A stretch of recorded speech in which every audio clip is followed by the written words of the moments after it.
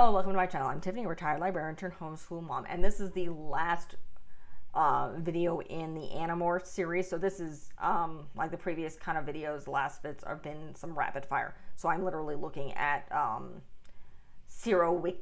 Wikipedia, I believe is the name of the website. It's the fandom for Animorphs. It's a wiki. So I wish I could read through all these books, but it is, in fact, as I said in some of the previous ones, it's the 14th of July. I've been sick, I've been on vacation, we've been busy, and I haven't had a chance to film. So I'm doing these rapid fire. So this is the end of the series. Again, I'm kind of skimming through these. So let's get started, and this will be the last video with the Animorphs, which, you know, they're a good series, but they're very, very formulaic. So this is The Deception. This is book 46. This is Axe, is our narrator. So the basics of this one,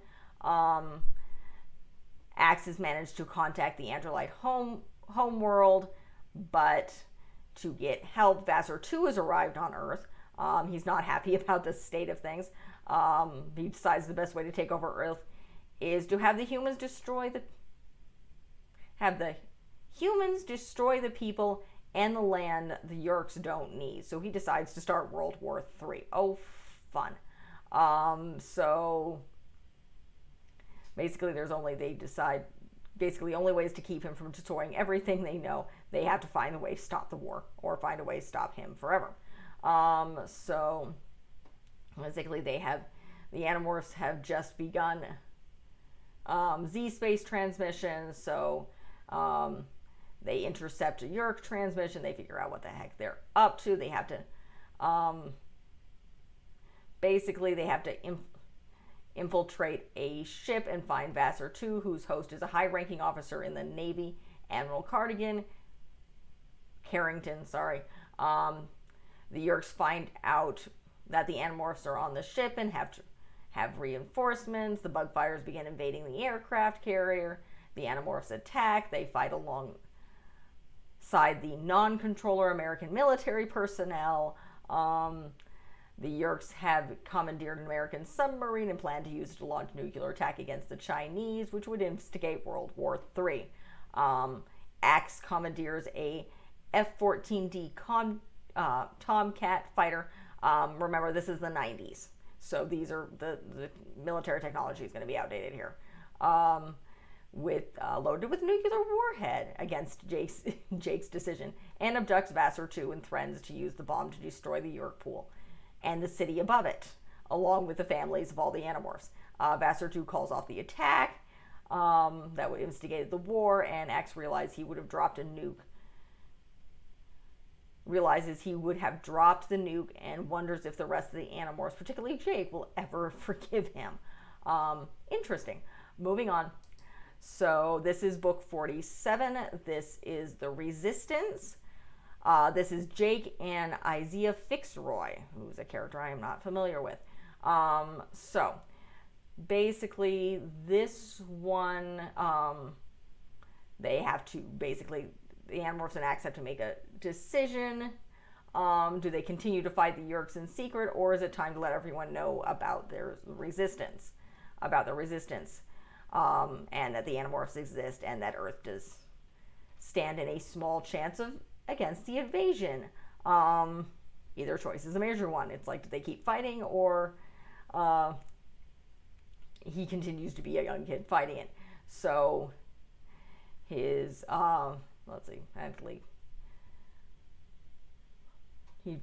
Jake finds a chest that belonged to his grandpa G's great uncle. Okay, so Isaiah Fitzroy. That's where this guy, Tom, come home, and Jake talks to him. Tom leaves once again, and Jake hears him say preparations. So Jake gets a phone asking him to come to Orkbridger Valley. Reaches the valley. The other Animorphs have already arrived. Toby explains that the Free Horse has been captured on a raid, and Jake attempts to convince everyone to evacuate before the Yeerks arrive and save the Bloodbath, but almost everyone is against him except for Tobus. So he draws up a map of the valley. They need to fight. They begin their attack. and they eventually seem to cause Jake is nearly burned to death when the stored water, buried to death. Now it says nearly burned to death when the stored water at a beaver dam is released by Axe. Why is it saying burned, which I'm assuming buried to death? There's a flood has ended. Jake sees Rachel get on her feet, and Toby's little brother crawls out from under her. Interesting.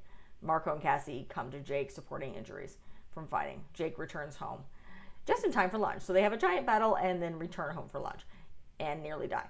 That's interesting. Moving on. This is the return. So this is book 28. This is Rachel. So let's see.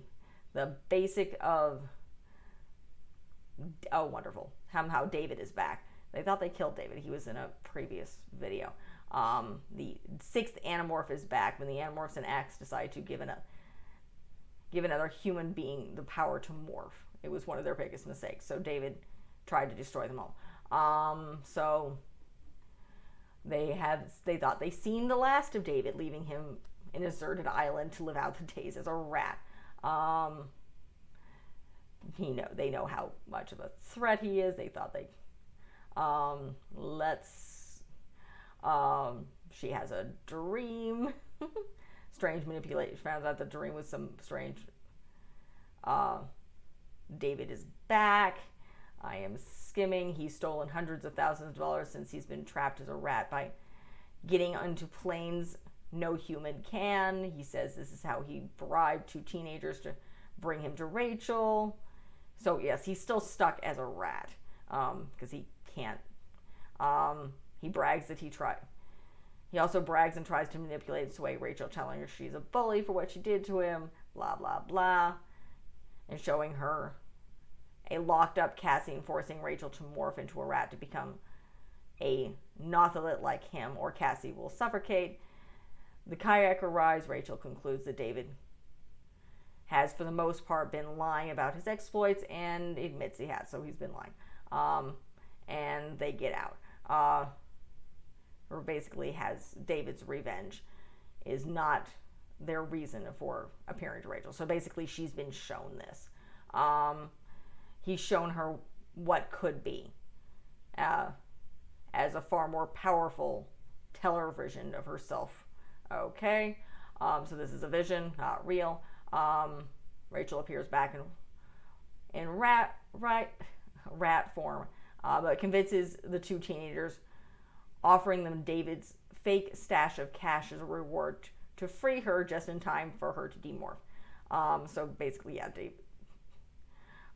they escape when she morphs into a grizzly bear, and David tries to scare them, and David also tries escaping, and Rachel frees Cassie, but tells her to leave without telling her what's going on. So she's basically hiding the fact that David's back among them, though again, he's stuck as a rat.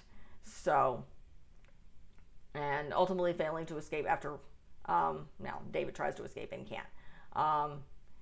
David finds himself in Rachel's clutches again. He begs her to kill him, insisting, putting him back on the island, which would be a face worse than death. David's ultimate fate is unexplained. So basically they don't tell you.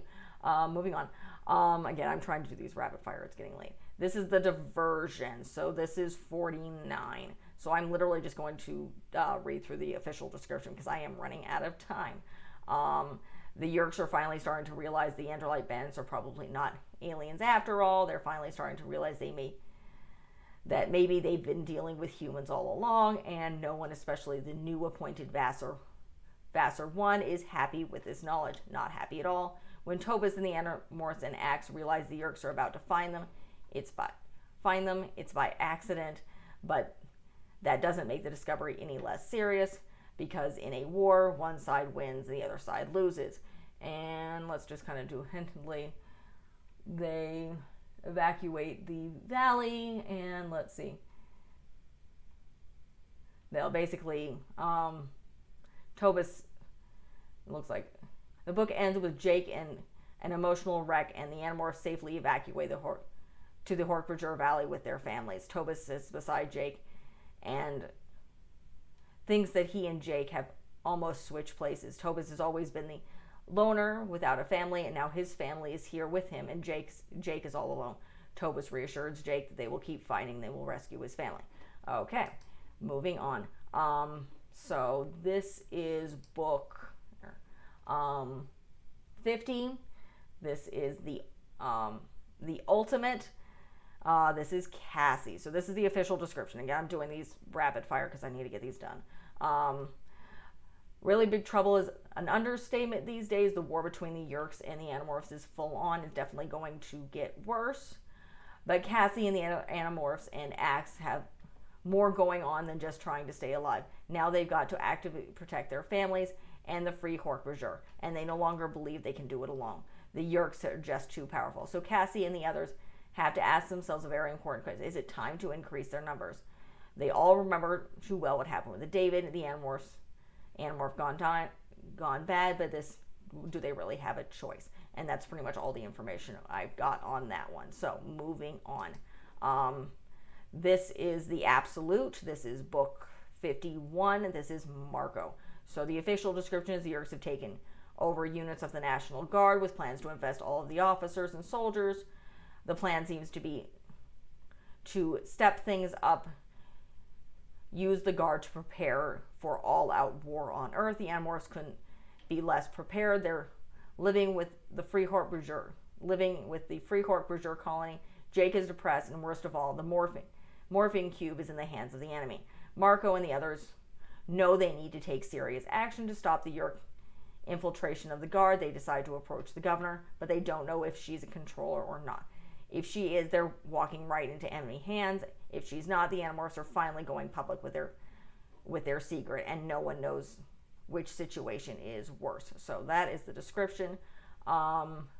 Basically, it looks like the end of this, the governor accepting the danger and calls a group of National Guardsmen who have been doing training missions in the desert for the last few weeks and can therefore be assumed uninfested. Unfortunately, an infested company arrives first with the intention of kidnapping the governor. Marco deceives them by morphing into the governor, letting himself be captured by the Yeerks and being rescued by Tobus and Axe, keeping the real governor safe. So obviously she joins them. Marco, Tobus, and Axe return to Hork-Bajir Valley in time to see the governor on the news announcing a state of emergency, revealing the existence of the Yeerks and the invasion to the nation and the world at large. Okay, so that happens.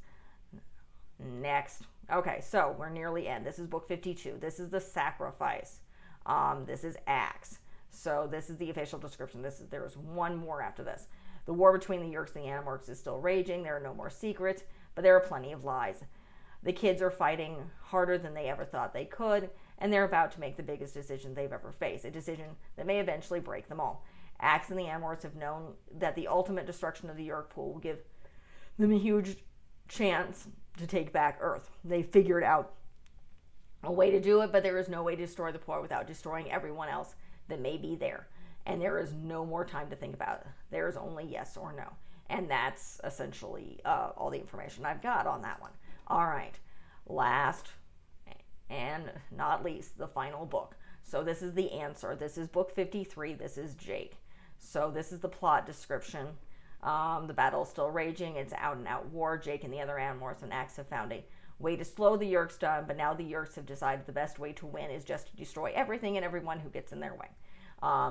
Just when things look more hopeless, Jake and the others discover help where they least expect it. Taxons, the creatures so foul and heartless, it's almost hard to believe they are capable of having any feelings. But Jake and the others soon discover that the Taxon resistance has its own problems with the Yeerks, and for once, it looks like Earth may have a chance.